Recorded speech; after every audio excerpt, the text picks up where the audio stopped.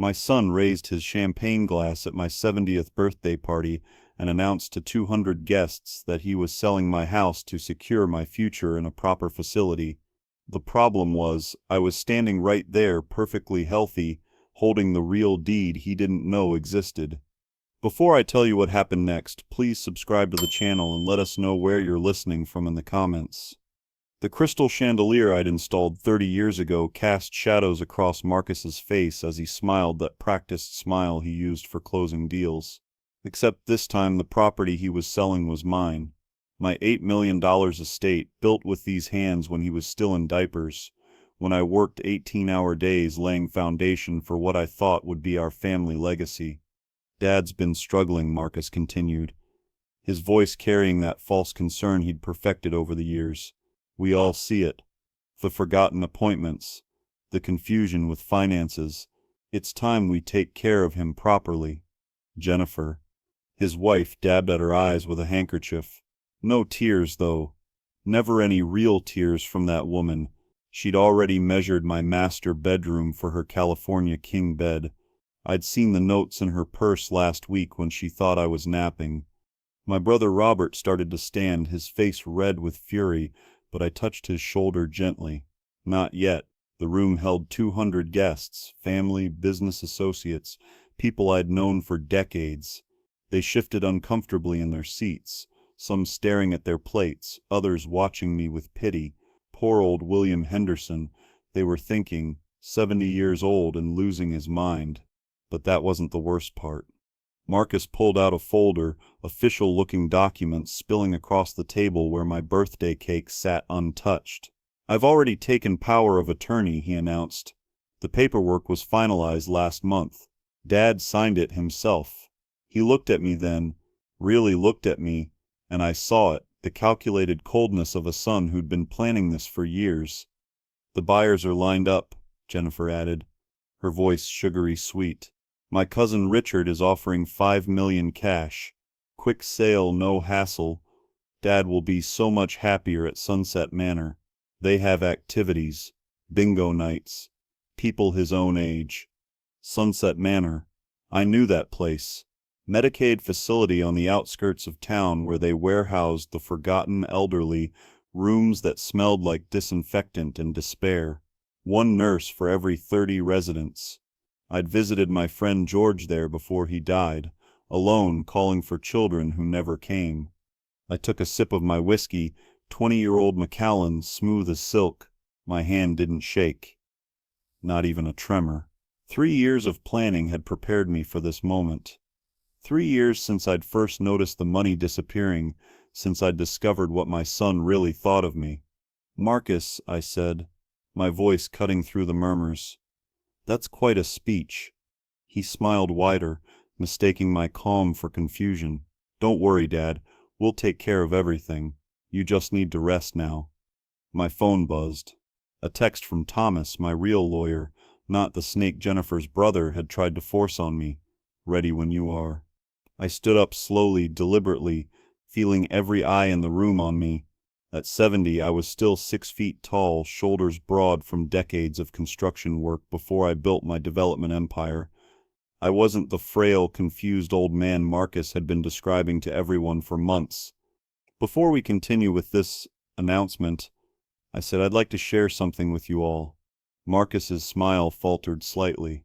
Dad, maybe you should sit. I built this house in 1978, I continued, ignoring him. Laid every brick in the foundation myself. Helen and I, God rest her soul, we raised our children here. Sarah took her first steps in that hallway. Marcus broke his arm falling from the oak tree out back. I rushed him to the hospital, held his hand while they set the bone. The room was silent now. Even the waitstaff had stopped moving. This house has seen 42 Christmases, 38 Thanksgivings, 2 weddings and 1 funeral when Helen passed 3 years ago. I paused, looking directly at Marcus. It's seen love, laughter, and as of tonight, it's seen betrayal. Jennifer's hand went to her throat. William, you're confused. No, Jennifer. For the first time in 3 years, I'm perfectly clear. But they didn't know what was coming. They couldn't know that every document Marcus held was worthless, that every plan they'd made was built on a foundation of lies. Just like the son I'd raised had become someone I no longer recognized. I reached for my phone, typed 2 words to Thomas. "Come in." The side door opened and my real lawyer entered, briefcase in hand. Behind him, Patricia Chen, the forensic accountant who'd spent 2 years documenting every theft, every forged signature, every crime my son had committed against me. Marcus's face went white. "Dad, who are these people?" "The beginning of your education, son. You're about to learn what happens when you mistake kindness for weakness." Sarah's face appeared on the large screen we'd set up for video messages, but she wasn't sending birthday wishes from London. She was watching everything, recording everything, and she had something to say. "Hello, Marcus," my daughter said, her voice cold as winter. "We need to talk about what you've done to our father." The room erupted, but I sat back down, calm as still water, and took another sip of whiskey. The show was just beginning. 3 years ago, Helen had been dead for just 6 months when Marcus first offered to help with my finances. I was drowning in grief, barely eating, barely sleeping. The house felt like a mausoleum, every corner holding memories of my wife of 45 years. "Dad, you shouldn't have to deal with bills and banks right now," Marcus had said, sitting in the very chair where Helen used to do her crosswords. "Let me help, just temporarily." I should have seen it then, the eagerness in his eyes. But I was grateful. My son wanted to help his grieving father. What could be more natural? The first withdrawals were small. 500 here, 2,000 there. Investment opportunities, Marcus called them when I asked. "Getting your money to work for you, Dad. Trust me." Trust. That word would come to haunt me. Jennifer started visiting more frequently, always with her phone out, photographing everything. For insurance purposes, she'd say, snapping pictures of Helen's china, my father's antique watch collection, the Monet reproduction Helen had loved. I thought she was being helpful, protective even. But something felt wrong in my bones. Sarah would call from London, where she worked as a pediatric surgeon, and during our video chats, she'd frown. "Dad, you look tired. Is Marcus taking care of you?" "He's doing his best." I'd tell her, not wanting to burden my daughter with my suspicions. She had her own life, her own children, but Sarah was Helen's daughter through and through, sharp as a blade and twice as protective. "Something's off," she said during one call. "The house looks different. Where's Mom's silver tea set?" Marcus said it needed professional cleaning. Sarah's eyes narrowed. "Dad, Mom's tea set hasn't left that cabinet in 20 years. She cleaned it herself every month." That night, I checked the cabinet. The tea set was gone. When I asked Marcus, he looked confused. "Dad, you donated it to charity last month. Don't you remember?" I knew I hadn't. My memory was perfect. But the way he said it, the concern in his voice, the gentle pat on my shoulder, it was like he was trying to convince me I was losing my mind. The next week at family dinner, I heard him talking to my brother Robert. "Dad's been forgetting things. Yesterday he accused me of taking Mom's tea set when he'd donated it himself. I'm worried about him." I was sitting right there passing the potatoes, and my own son was painting me as senile. Robert looked at me with such pity that I wanted to scream the truth. But something held me back. If Marcus was willing to lie so boldly, what else was he capable of? That night, I made 2 decisions that would save my life. First, I called Sarah privately from my workshop where I knew Marcus wouldn't hear. Second, I looked up forensic accountants who specialized in elder financial abuse. Patricia Chen came recommended by a friend who'd been swindled by his nephew. She was discreet, professional, and thorough. We met at a coffee shop 30 miles from home where no one would recognize us. "Mr. Henderson," she said, after I explained my suspicions, "if your son is stealing from you, we'll find it. But are you prepared for what we might discover?" "I'm prepared for the truth," I told her. But I wasn't. Not really. No father is prepared to learn the depth of his child's betrayal. Patricia worked quietly for 3 months before she called me with her initial findings. I met her at the same coffee shop, and the folder she placed between us might as well have been a bomb. "Your son has taken $340,000 over the past 2 years, she said, her voice gentle but firm. "Systematic withdrawals transferred to accounts in his and his wife's names. But, Mr. Henderson, that's not the worst part."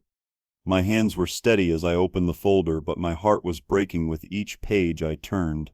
Forged signatures on loan applications using my house as collateral. 3 mortgages I never knew existed. My perfect credit destroyed. "There's more," Patricia said.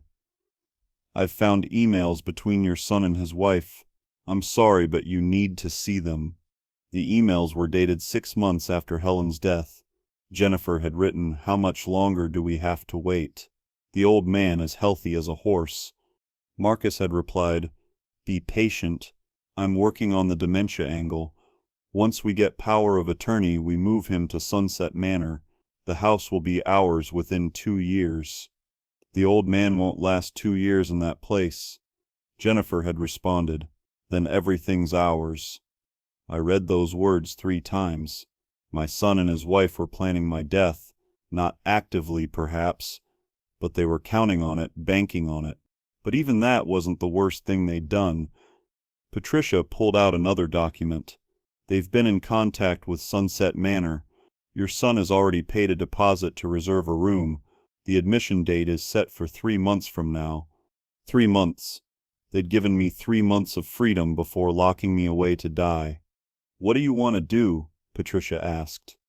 I looked at the evidence spread before me, proof that my son had become a stranger, that the boy I'd raised had transformed into someone capable of destroying his own father for money. "I want to bury them," I said quietly, "but I'll do it legally, properly, and they'll never see it coming." Patricia smiled slightly. "Then we'll need a good lawyer. May I recommend Thomas Brennan? He specializes in cases like this." That night I went home and sat across from Marcus at dinner. He was talking about investment opportunities, about how he was protecting my future. Jennifer was describing the new curtains she wanted to buy for the living room to brighten Dad's spirits. I smiled and nodded, playing the part of the grateful, slightly confused father, but inside I was planning their destruction. The next 6 months required the performance of my lifetime. I met with Thomas Brennan secretly, always when Marcus thought I was at doctor's appointments. Together we built an impenetrable legal wall around my assets. The house, my $8 million estate, was transferred to an irrevocable trust with Sarah as the sole beneficiary. The transfer was backdated legally to a time before Marcus had started his theft, making any claim he had worthless. My real assets, the ones Marcus didn't know about, were moved to protected accounts he couldn't access even with power of attorney. But here's where I got creative, where the builder in me constructed the perfect trap. I had Thomas create fake bank statements showing millions still in accessible accounts. I left them where Marcus would find them. Accidentally, of course. A statement sticking out of a drawer, another left on my desk when he visited. Each one showing more money than the last. Money that didn't exist except on paper. Dad's loaded. I heard him tell Jennifer one evening when they thought I was napping, "There's at least 12 million in liquid assets. The house is just the beginning." Meanwhile, I began my performance as a declining old man. I'd forget names occasionally. Never Marcus or Jennifer's, that would be too obvious. But I'd call Jennifer Helen once, then apologize profusely. I'd misplace my keys in obvious places, then act confused when they were found. Marcus grew bolder.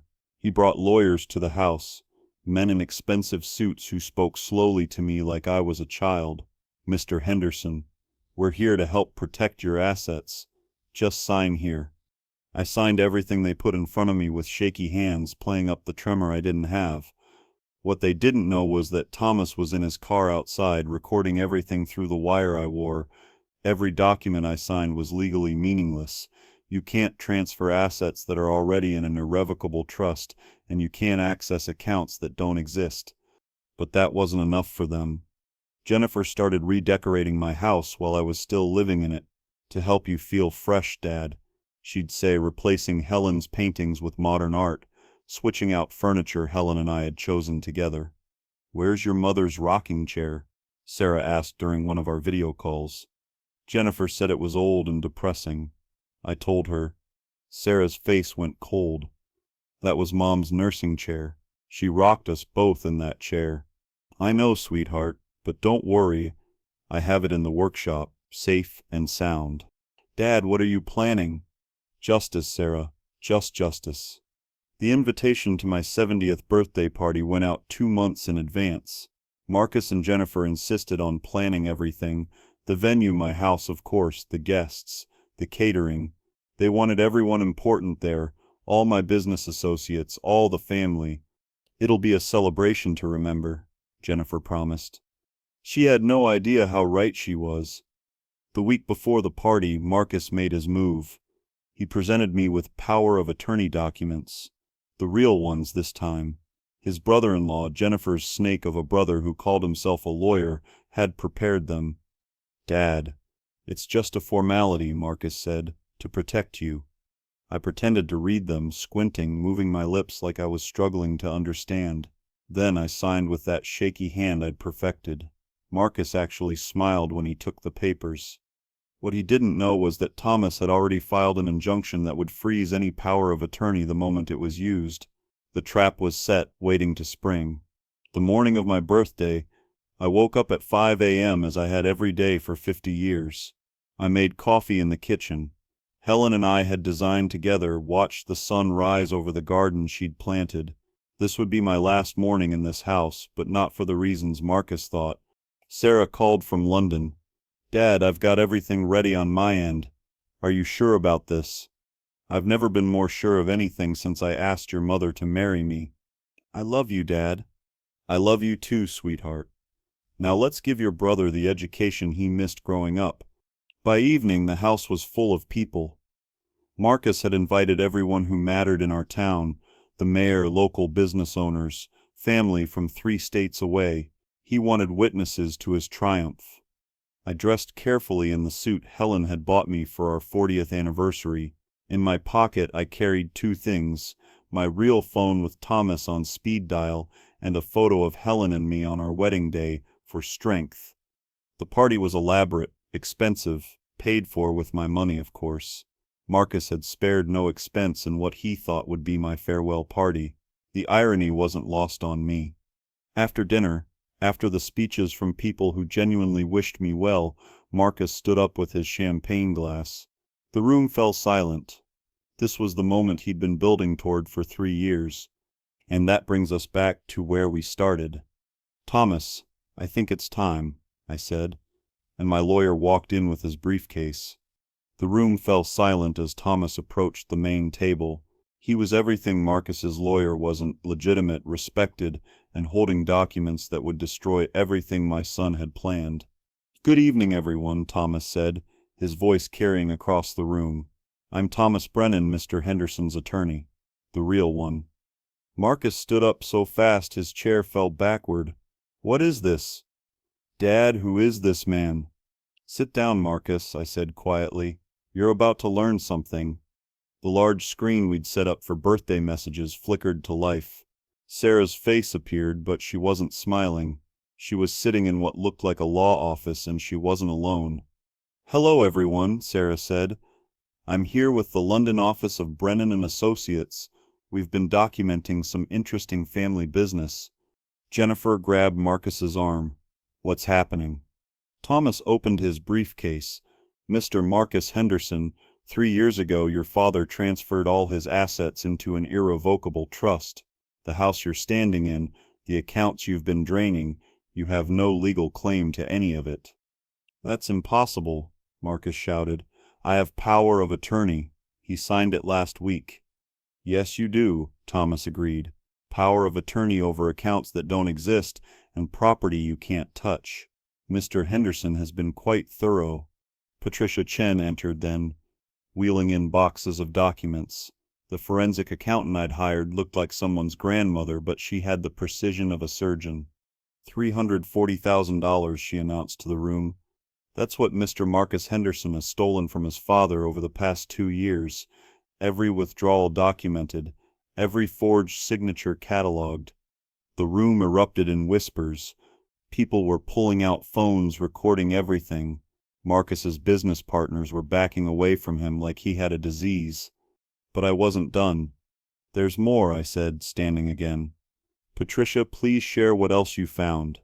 Patricia pulled out a laptop, connecting it to the screen where Sarah was still watching. "These are emails between Mr. Marcus Henderson and his wife Jennifer discussing plans to commit elder abuse." The emails appeared on screen, large enough for everyone to read. Jennifer's words about Sunset Manor, about me not lasting 2 years, about everything being theirs. The room gasped collectively. "You recorded us?" Jennifer screeched. "That's illegal." "No," Thomas corrected. "These were obtained from your email provider with a court order. You were planning to commit elder abuse, Mrs. Henderson. That's a felony."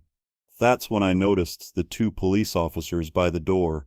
They'd been there all along, dressed in plain clothes, guests at my party. Thomas had arranged everything. Marcus lunged toward me then, his face twisted with rage. "You set me up, you manipulative old bastard." The officers moved quickly, restraining him before he could reach me, but I didn't flinch. I'd been preparing for this moment for 3 years. "I didn't set you up, son," I said calmly. "I gave you every opportunity to stop, every chance to be the man I raised you to be. You chose this." "I gave up everything for you," Marcus screamed, struggling against the officers. "My career, my life." "No, Marcus. You gave up everything for money that was never yours." Jennifer turned vicious then, her true face finally showing. "You're going to die alone, old man. No one will care for you. You'll rot in some nursing home yourself." Sarah's voice came from the screen. "Actually, Jennifer, Dad's moving to London with me. We've bought a beautiful flat overlooking Hyde Park. My children are excited to have their grandfather close by." I pulled out an envelope from my jacket, thick with documents. "Marcus, Jennifer, you have 48 hours to vacate the property. The trust is enforcing eviction." "You can't do this," Marcus shouted. "I'm your son." "Yes," I said quietly, "you are, which is why this hurts more than your mother's death." The room was silent except for Marcus's heavy breathing. Then my grandson Jake, Marcus's 16-year-old son, stood up from where he'd been sitting with his younger sister. "Grandpa," he said, his voice shaking. "Is it true? Did Dad really try to steal from you?" I looked at this boy, this good kid who'd been poisoned by his parents' greed, and my heart broke a little more. "I'm afraid so, Jake." Jake turned to his father, tears streaming down his face. "You always said Grandpa was losing his mind. You made us think he was sick, but you were the sick one." "Jake, you don't understand." Marcus started. "I understand enough," Jake said. "Grandpa taught me that a man's word is his bond, that family takes care of each other. You taught me that too, before you became this." He gestured at his father, restrained by police. "I don't even know who you are anymore." I reached into my other pocket, pulling out 2 more envelopes. "Jake, Emma, come here." My grandchildren approached hesitantly. Emma was only 13, confused and scared. "Your college funds are safe," I told them. "In separate trusts your parents can't touch. Whatever happens, your education is secure." "We don't want your money," Marcus shouted. "Kids, don't take anything from him." Jake looked at his father with such disappointment it was painful to witness. "It's not about money, Dad, it never was. Grandpa just proved that." The police officers stepped forward. "Marcus Henderson, you're under arrest for elder abuse, fraud, and forgery." As they read him his rights, Jennifer tried to slip out, but another officer stopped her. "Mrs. Henderson, we need you to come with us as well." The party guests were in shock.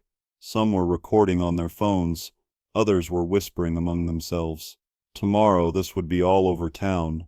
Marcus's reputation, his business, everything he'd built on the facade of being a devoted son, it was all crumbling.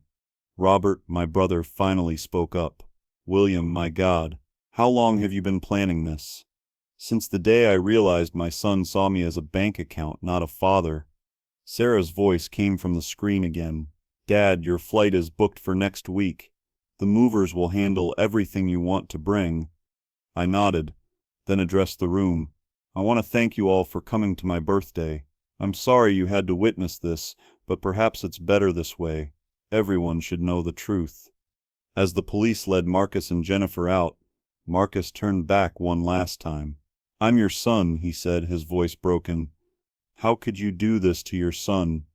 I met his eyes, and for a moment I saw the little boy who used to run to me when he scraped his knee, who used to call me his hero. You stopped being my son the day you planned my imprisonment. I told him.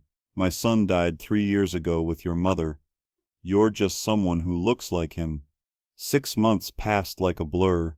The trial was swift. With Patricia's evidence and Thomas's legal expertise, Marcus didn't stand a chance.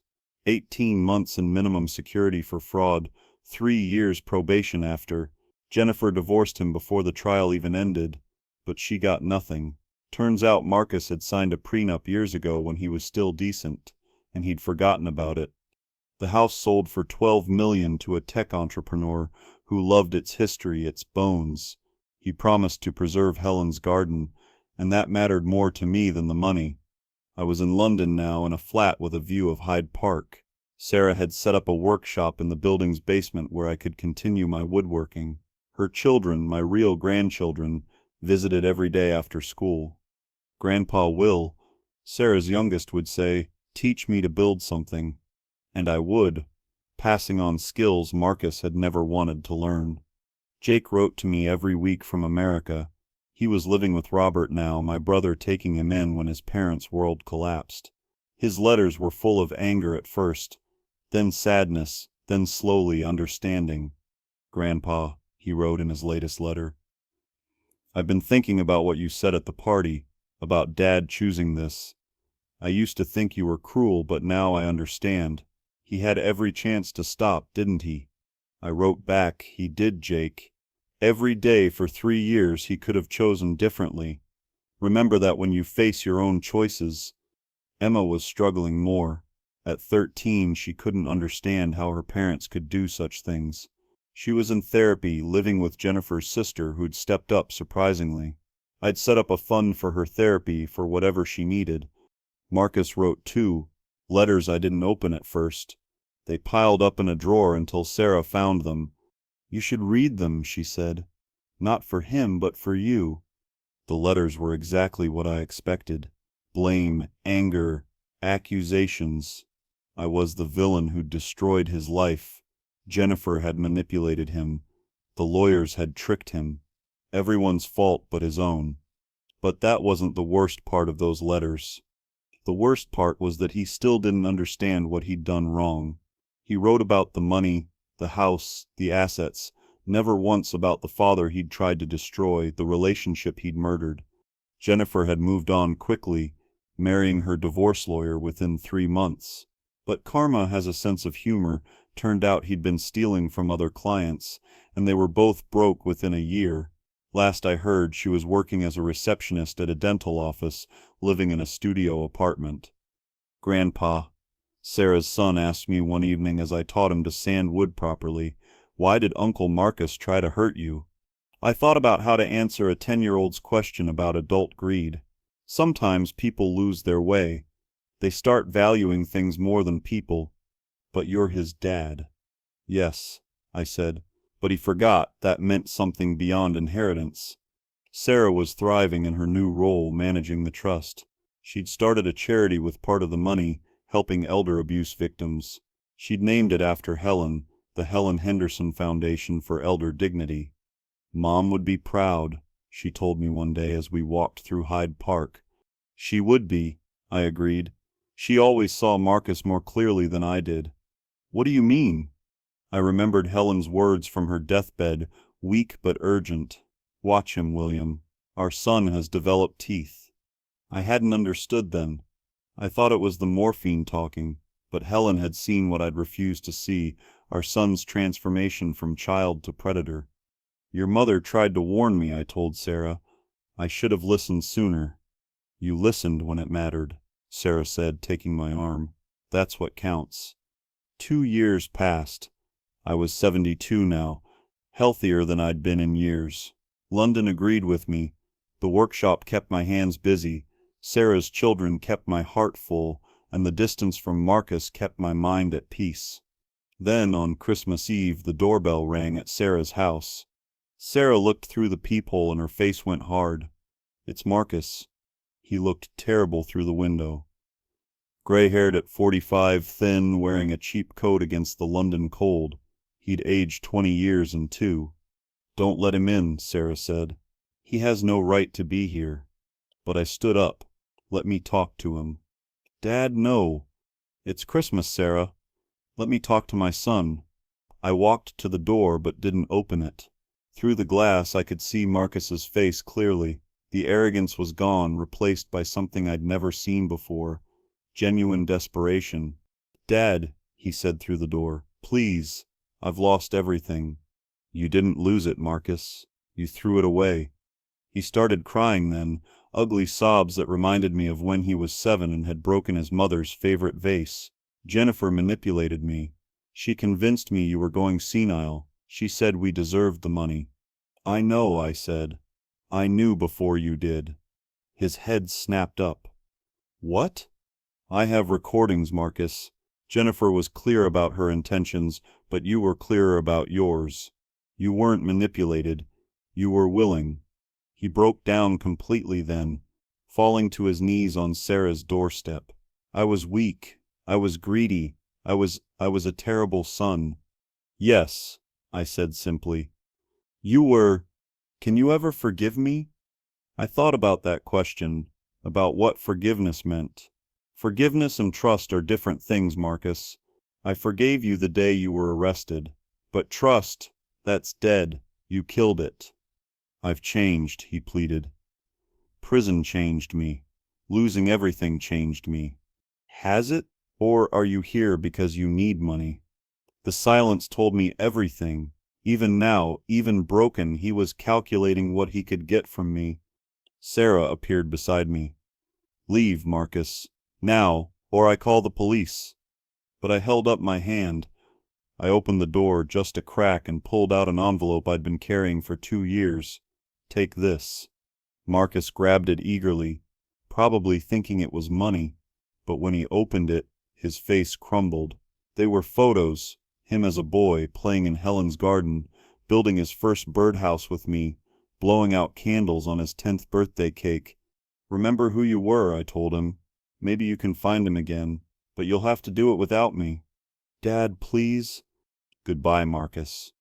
I closed the door. Through the glass I watched him look at the photos, then slowly walk away into the London snow. Sarah put her arm around me. "Are you okay?" she asked. "I'm at peace," I said. "That's different from okay, but it's enough." I'm 75 now, recording this story in my workshop while Sarah's children play upstairs. The money never mattered. I could have lived happily in a 1-bedroom apartment if I'd had my family's love. But the betrayal that nearly killed me. Marcus still writes, still blames everyone but himself. I heard from Jake that he's working at a car dealership now, living in a studio apartment, dating a woman who doesn't know about his past. He tells people his father is dead. In a way, I suppose I am. The father who would have given him everything died the day I read those emails about Sunset Manor. What survived was a man who chose to protect himself rather than enable his son's greed. Jake's in law school now, specializing in elder law. He says he never wants another grandparent to go through what I did. He visits every summer, bringing his girlfriend, a sweet girl who reminds me of Helen. "Grandpa," he said during his last visit, "I understand now why you did what you did. It wasn't revenge, it was justice." "It was survival," I corrected. "Your father didn't want my money, Jake. He wanted my erasure. He wanted me to disappear so he could live in my shadow without my presence." Emma graduated high school last month. She sent me an invitation to the ceremony, but I didn't go. Some wounds are too deep, some bridges too burned. But I sent her a letter telling her I was proud of her, that her grandmother would have loved her. Jennifer remarried twice more after the lawyer, each husband poorer than the last, each marriage shorter. She's living proof that karma doesn't forget addresses. The house I built still stands, the new owners sending me photos occasionally of Helen's garden in bloom. They found the rocking chair I'd hidden in the workshop and restored it, placing it exactly where Helen used to sit. But here's what Marcus never understood, what his greed blinded him to. I didn't build that fortune for him to inherit. I built it to teach him values. Hard work, patience, integrity. The money was supposed to be a consequence of those values, not a replacement for them. Sarah runs the foundation now, helping dozens of elderly people escape abusive situations. She tells me their stories sometimes, and I recognize the patterns: the gradual isolation, the financial manipulation, the gaslighting about mental decline. "You gave me purpose, Dad," she tells me. "Your story became their salvation." My workshop here in London is smaller than the one back home, but it has everything I need. I'm building a dollhouse for Sarah's daughter, each room perfectly detailed, each piece crafted with love. It will take me months to finish, but I have time. That's what Marcus stole from himself. Time. Time with a father who would have loved him despite his failures. Time with a family that would have supported him through struggles. He traded decades of relationship for the hope of quick money that wasn't even there. The fake bank statements I'd left for him to find, the millions he thought he'd inherit, they were numbers on paper, nothing more. The real wealth was in this workshop, in Sarah's children calling me grandpa, in Jake's letters from law school, in the knowledge that I stood up for myself when it mattered most.